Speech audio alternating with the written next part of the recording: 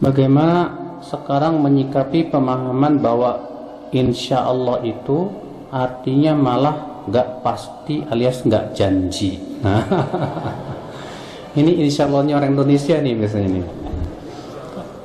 Orang Indonesia itu kalau ngomong insya Allah tandanya gak datang. والسابقون الأولون من المهاجرين والأنصار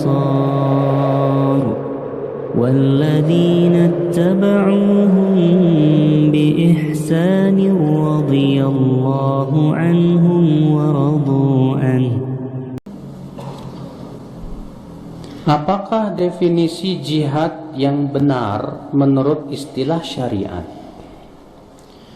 Al-Imam Al-Hafidh Ibnu Hajar Al-Asqalani rahimahullah dalam kitab Fathul Bari Syarah Sahih Al-Bukhari ketika mensyarah Kitabul Jihad dalam Sahih Al-Bukhari, beliau berkata begini: Al-jihadu ma'nahu badlul juhdi limuqatalatil adu wa huwa ala arba'i maratib.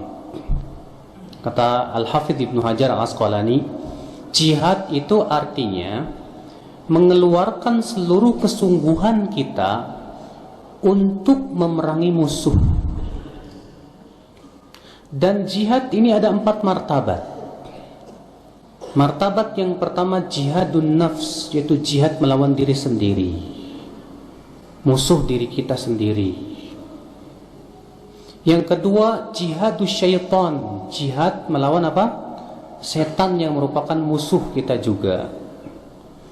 Yang ketiga jihadul fusaq, jihad melawan orang-orang yang suka berbuat dosa besar.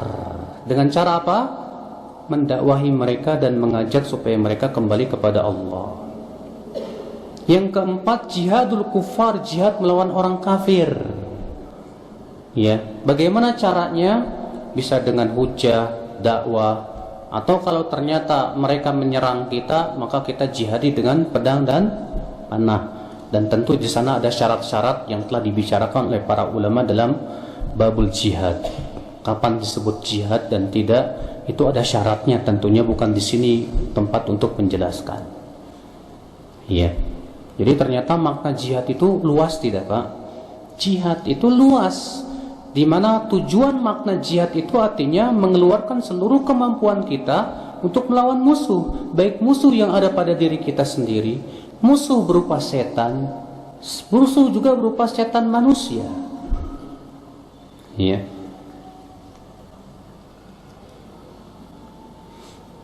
Apa urutan dalam belajar Islam? Dari yang paling pokok dan seterusnya. Dalam belajar Islam itu Mas, kita harus mempelajari yang paling dasar dulu. Apa itu? Itu yang meluruskan keimanan kita. Apa itu? Tauhid. Mengenal Allah, meluruskan sikap kita kepada Allah. Kemudian ya, rukun iman, iman kepada Allah, malaikatnya, kitab-kitabnya, hari akhirat. Kemudian segala kewajiban yang kita tidak lepas setiap harinya. Setiap hari antum sholat nggak? Setiap hari antum wudu nggak? Berarti wajib tuh dipelajari, fardu ain. Ya. Demikian pula setiap hari kamu makan nggak? Setiap hari kamu berpakaian tidak? Berarti wajib kita belajar tentang adab-adabnya. Ya.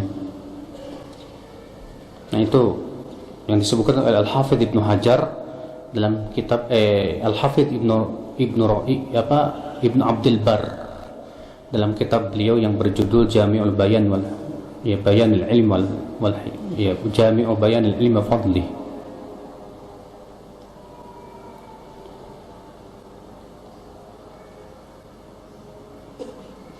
Bagaimana cara menjelaskan atau mendakwahi orang yang bersikukuh tentang pentingnya atau tidak boleh merubah lafaz-lafaz syariat karena mereka berpendapat yang penting substansinya? Kita katakan, maaf Mas, bahasa Allah dan Rasulnya lebih fasih daripada bahasa Anda. Sehebat apapun bahasa Anda, tidak lebih hebat daripada berbahasa Allah Subhanahu wa taala. Karena semua kita kaum muslimin sepakat bahwa Al-Qur'an adalah bahasa yang paling fasih.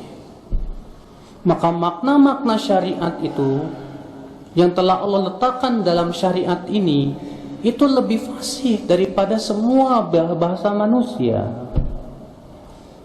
Makanya kalau dikatakan yang penting substansinya, entah dulu, apakah lafaz sholat dengan lafaz sembahyang bisa disamakan? Tidak sama. Ya. Sholat telah ada penjelasannya dari para ulama lafadznya, syariatnya juga, syaratnya, rukunnya. Sedangkan sembahyang kan mutlak, Pak. Sudah saya sebutkan tadi, orang Buddha sembahyang, orang Nasrani sembahyang, orang ini sembahyang. Lalu apa yang membedakan sembahyangnya kita dengan mereka? Tentu dengan lafaz. Lafaz apa yang telah didefinisikan oleh para ulama? Lafaz syariat itu apa itu? Salat. Iya.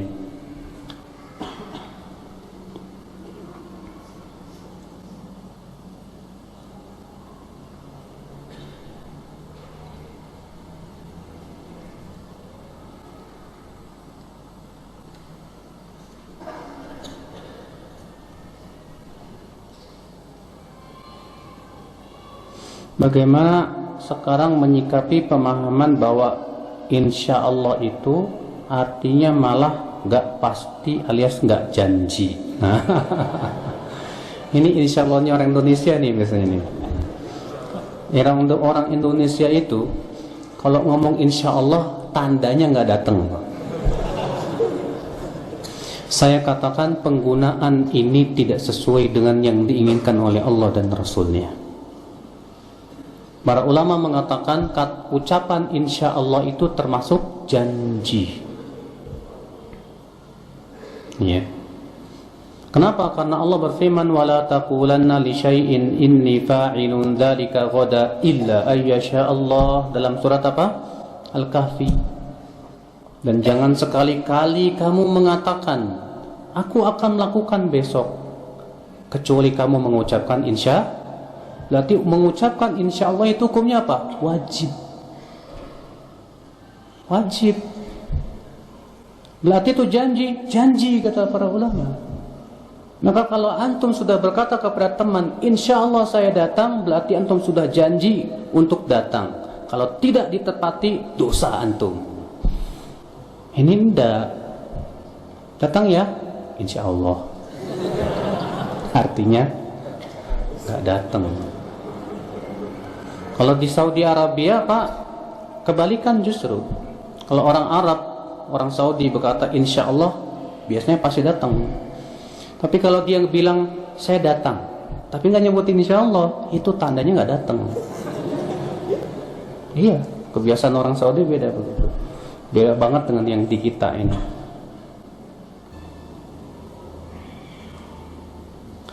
Belajar dari Arab itu jangan dibawa jenggot dan gamisnya, tapi bawalah ilmunya. Apa benar pendapat ini, Ustaz? Loh, justru kita belajar ilmunya, kita jadi tahu kalau jenggot itu diajarkan oleh Rasul. Rasulullah berjenggot gak? Menganjurkan umatnya berjenggot gak? Iya. Iya. Jadi kalau kita berjenggot ngikutin sunnah Rasul salah. Justru itu yang menyalahkan yang salah. Sekarang ada nggak Nabi dan Rasul yang aneh kalau ada orang berkata Islam itu bukan hanya jenggot, tapi yang penting apa? Iman. Betul, karena kita beriman jadi kita berjenggot. Kenapa? Kalau gamis betul, saya setuju. Ya.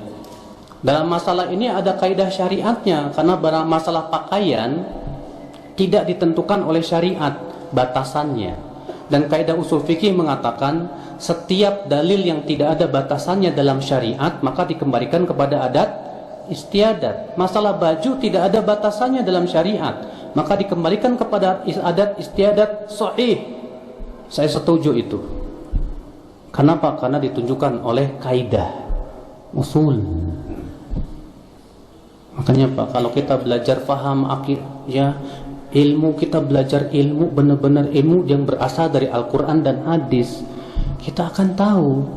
Kita belajar ilmu alatnya, bahasa Arabnya, usul fikihnya, kaidah fikihnya, dan yang lainnya, kita akan paham, memahami firman-firman Allah dan sabda Rasulullah SAW. Apakah kita harus bersalawat ketika disebutkan nama Rasulullah? Wajib. Sallallahu alaihi wasallam. Kenapa? Karena Rasulullah bersabda, malaikat Jibril berdoa, syaqiya abdun dzukirta indahu falam yusalli alaik. Semoga celaka seorang hamba yang disebutkan namamu di sisinya tapi tidak bersalawat kepadamu. Kata Rasulullah apa? Amin. Didoakan kecelakaan oleh malaikat Jibril dan diaminkan oleh Rasulullah SAW. Dalam riwayat Tirmidzi, Rasulullah bersabda, al-bakhil man dzukirtu indahu falam yusalli alai. Orang bakhil yang disebutkan aku di sisinya tapi tidak mau bersalawat kepadaku. Sedangkan bakhil itu hukumnya apa? Haram tidak? Haram. Iya.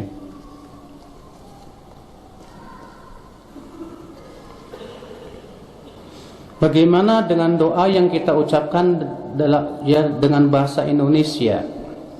Apakah itu melanggar lafaz syariat? Tidak. Kenapa? Karena dalam hal ini yang namanya doa disesuaikan dengan kemampuan masing-masing. Iya. Lafaz-lafaz syariat hanya memutlakkan berdoa saja. Dan tentunya doa-doa yang ada dalam Al-Quran dan hadis itulah yang lebih utama. Tapi kalau kita mau berdoa dengan lafaz kita sendiri, seluruh ulama sepakat boleh, nggak apa-apa. Iya. Apa hukumnya istri membentak suami? Ya nggak boleh dong, Mak. Aduh, ini dosa gede ini. Ya, dosa besar itu. Dan apa boleh suami memboikot atau mendiamkan istri tidak bicara sampai si istri minta maaf? Boleh.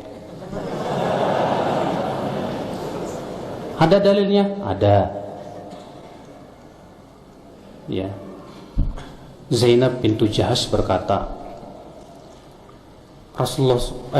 Zainab bintu Jahsh pernah mengucapkan kata-kata yang membuat Rasulullah marah. Maka Rasulullah tidak mengajak Zainab berbicara sebulan lamanya.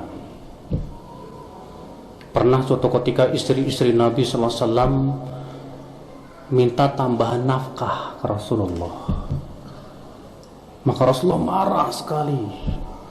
Maka Rasulullah tidak mau mengajak bicara mereka selama sebulan lamanya.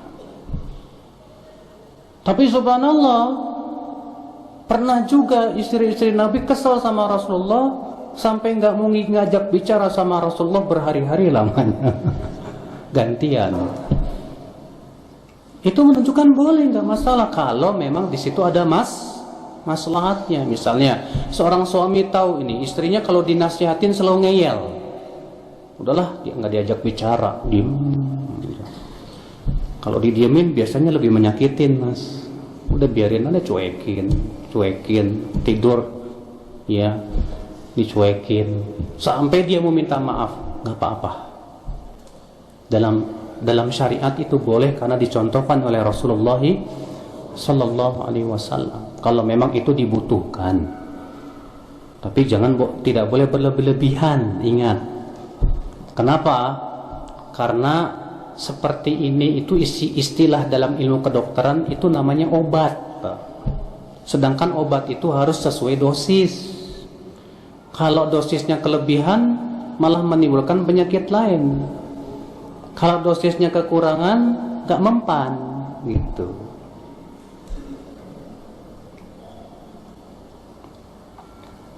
Jika setelah melaksanakan kebaikan, misalnya sholat, setelah sholat lanjut bermain video game, apakah itu tanda amal kita tidak diterima?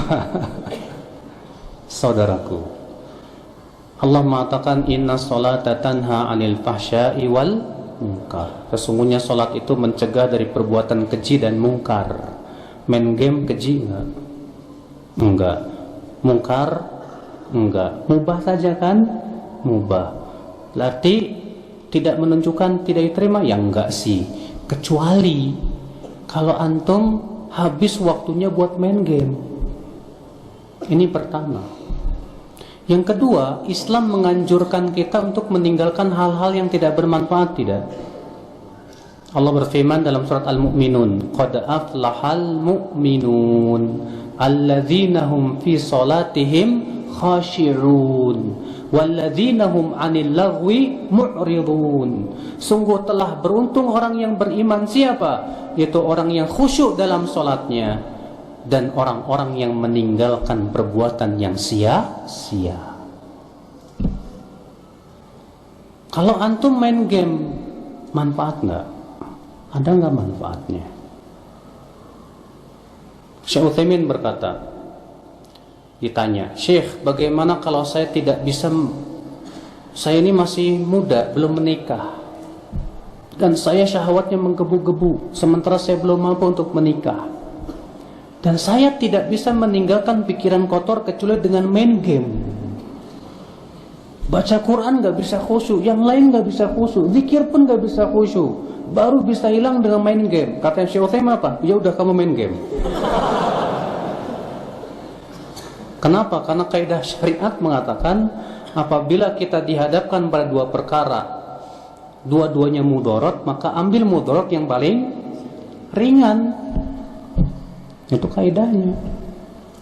Ya.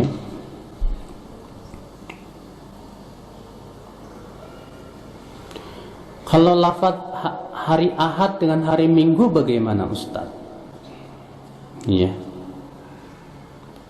Ya tentu Ahad lebih bagus dong, Pak, daripada disebut dengan hari Minggu. Walaupun apakah berarti harus menggunakan Ahad bukan Minggu?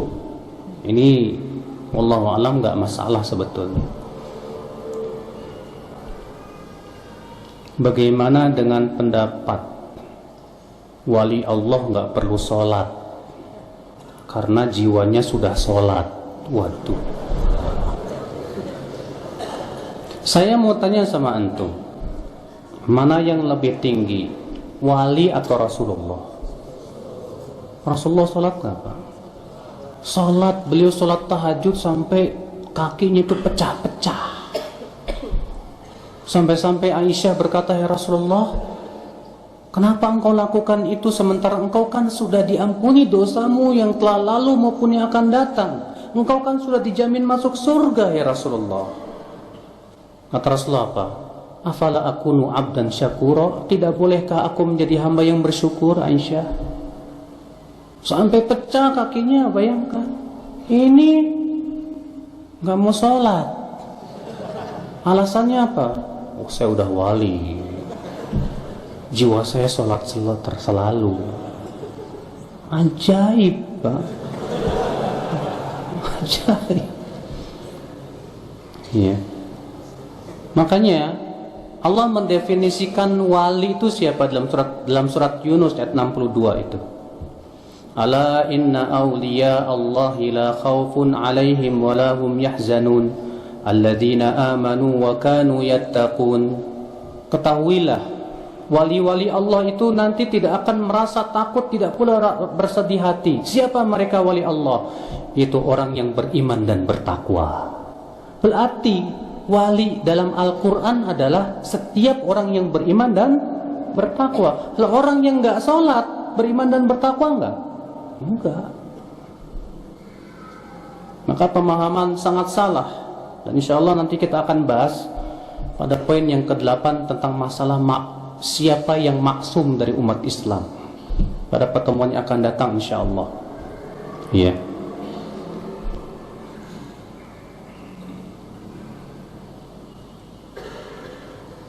Bagaimana makam yang tidak terawat oleh keluarga mayat dan akhirnya ditimpa dengan mayat yang baru. Saudaraku, Islam agama mudah dan tidak menyusahkan. Allah berfirman, "Wa ma ja'ala 'alaikum fid dini min haraj." Dan Allah tidak menjadikan dalam agama ini sesuatu yang memberatkan. Islam, Rasulullah SAW melarang kuburan di semen, di plester, dilarang oleh Rasulullah SAW dalam riwayat Tirmidzi. Apa hikmahnya? Kata para ulama, untuk memudahkan. Seluruh ulama sepakat ijma, apabila kuburan telah hilang tanda-tandanya, maka boleh digunakan lagi. Makanya antum melihat di kota Madinah, kuburan baki itu nggak pernah tambah gede, Pak. Kenapa? Karena setiap mayat baru datang, dilihat mana yang hilang tanda-tandanya, itu digali lagi, di kuburan lagi. Memudahkan tidak? Memudahkan. Tapi kalau kuburan di semen, di plester, perkuburan tambah luas. Akhirnya apa? Harus bayar. Udah hidupnya ngontrak, matinya ngontrak. Ya, menyusahkan, menyusahkan.